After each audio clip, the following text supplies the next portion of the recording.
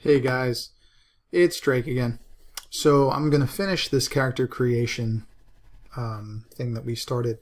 Realized when I finished that I never went over the credit score or credit rating and stuff like that, stuff that we have to do. So we're going to pick up where the last one left off and just go from there. So the one thing that I do have to figure out is on this one, the police detective credit rating has to be 20 to 50, okay?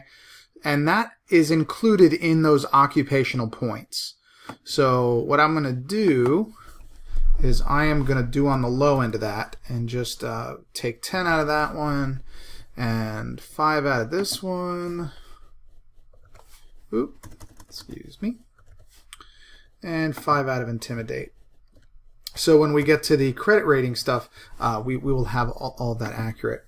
So let me just kind of go through all this with you here. Oops, I did the wrong thing. So since we got all these taken care of, this is about weapons, stuff like that. We don't need to address this right now.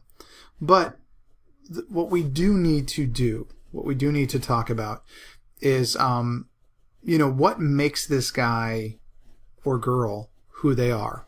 What makes this character specific to you? You know what I mean? Just like in 5th edition, the ideals, the bonds, the flaws, all that stuff. And on this one, your personal description. There is, on page 42 of the Rule Keeper's Guide, what distinct look that sums up your investigator. It gives options like stout, elegant, scruffy, hairy, glamorous, handsome, et cetera, et cetera. So this guy, I think he's going to be wrinkled. I think for his age, he probably smokes a pack of cigarettes or 2 a day. He probably is all about his work, has no family, that kind of thing. So again, in the book, excuse me, let's get this straight. It also has a D10 roll table for his beliefs, significant people in their life, etc., etc. So I'm going to roll for an ideology, and that's a number 9. So that is money is power, and I'm going to get all I can. So this guy is really greedy. All right, so he is all about money. Maybe he takes some bribes on the side as a detective, something like that. Next, we're going to roll for the significant people in their life. I rolled a 5, which is a partner, spouse, fiance, or lover.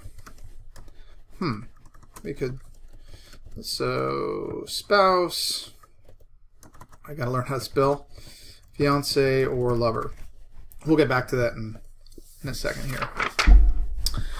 Next, we're going to go, and in that same thing, it says next roll to determine why the person is so significant. So have that, and then I rolled 3, and apparently this partner gives my life meaning.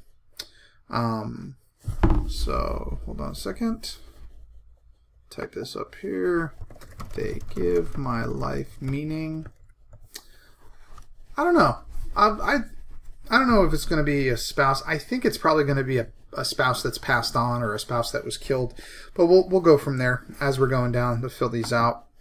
Meaningful locations. So I roll 1d10. I rolled a 2. So it's my hometown. Maybe that's where I worked. That's where I do work. Something like that. But again, once we get all these filled out, we can come up with specifics for each of them. Treasured possessions. I rolled a 6, which is your collection. So, collection. What do I have a collection of? Let's see, it can be bus tickets, stuffed animals, records, anything. I think this guy would have a collection of, like, something just that screams Lonely Man, like bottle caps. Like all different kinds of beer. Or like beer cans, something like that. It just denotes he's probably an alcoholic. Let's see. Next, we're going to go for traits. I rolled a 5, which is I'm a gambler and a risk taker. Okay. That actually kind of works. But you can see how he's kind of, you know, coming together. He's all about money, so he gambles. You know, he lives a very solitary life.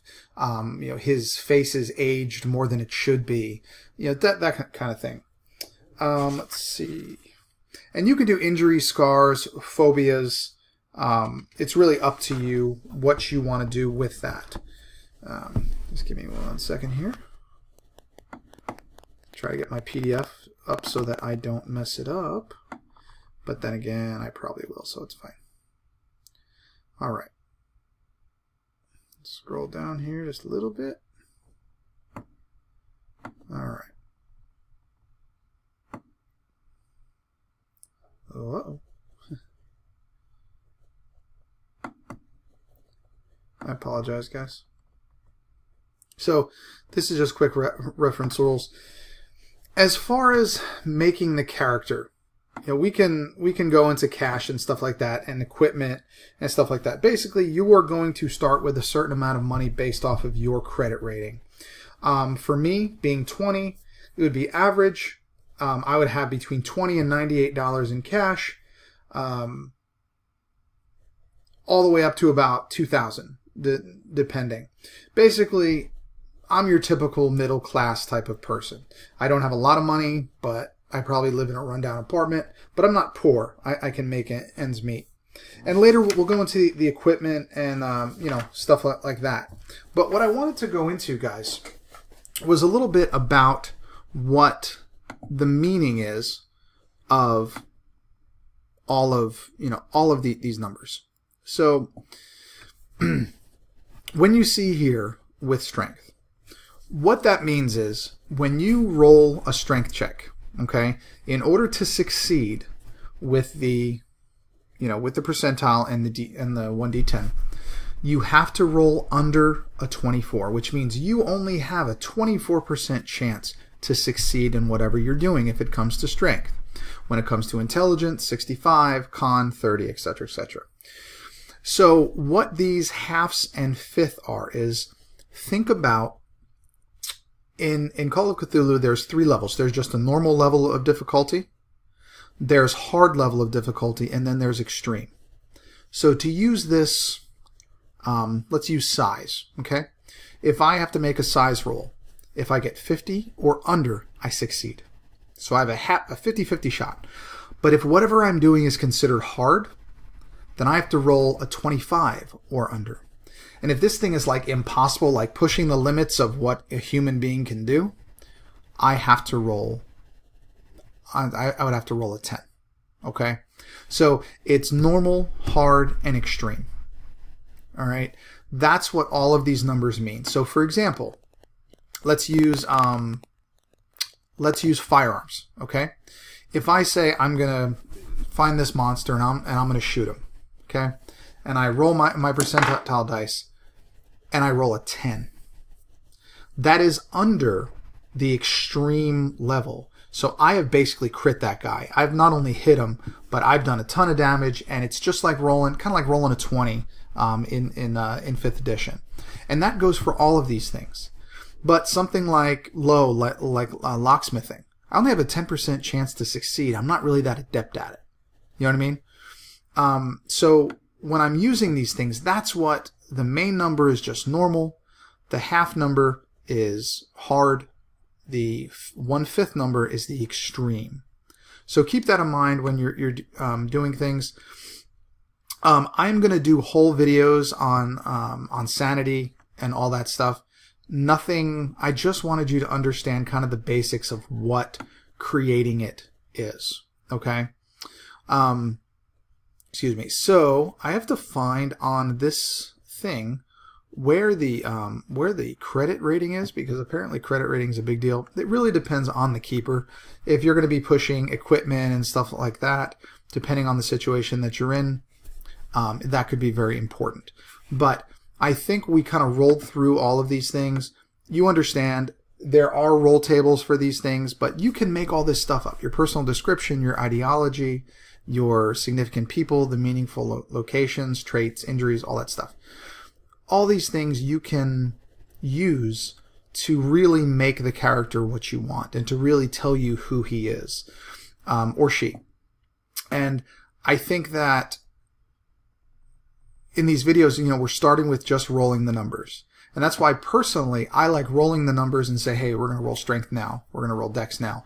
Because if you just roll them all and then you put them in where you want, to me, it's just a little, I don't know, it's a little boring. So with that, you can try to figure out what occupation, works for you and, all that jazz. So hopefully that kind of explained all of these crazy numbers that when I first looked at it was like, wow, there are way too many to worry about.